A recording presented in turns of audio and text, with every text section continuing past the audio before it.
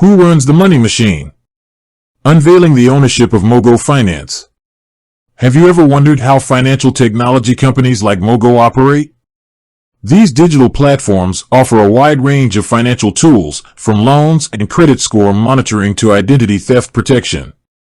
But who's behind the curtain, making the decisions that impact your financial well-being? Today, we're diving deep into the world of Mogo Finance technology, specifically, who owns this Canadian fintech giant.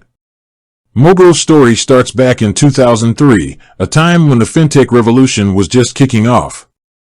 David Feller, the company's founder, envisioned a platform that would empower Canadians to take control of their finances.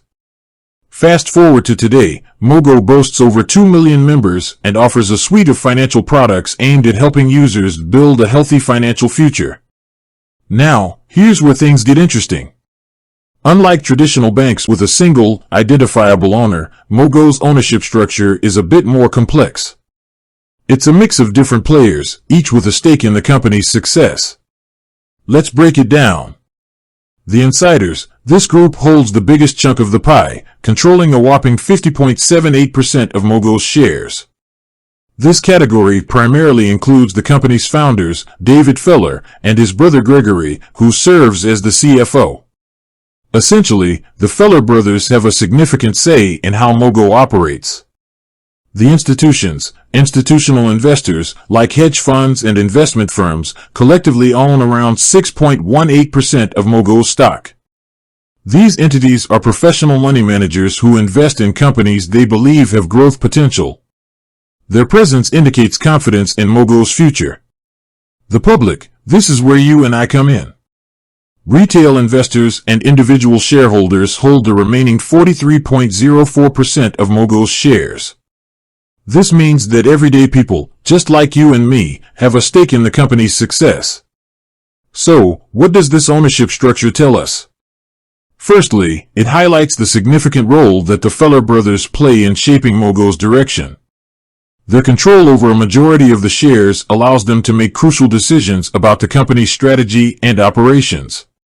Secondly, the involvement of institutional investors suggests that professional money managers see potential in Mogo. Their investment provides the company with access to capital for growth and expansion.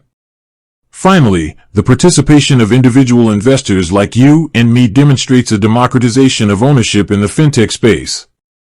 Anyone with an interest can have a piece of the Mogo pie. But ownership is just one piece of the puzzle.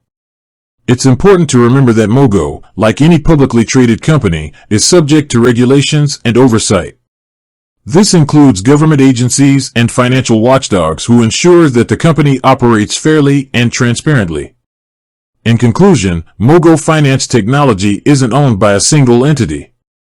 It's a collaborative effort between the founders, institutional investors, and individual shareholders.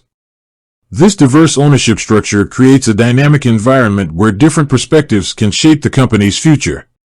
With that said, thanks for watching, and until next time.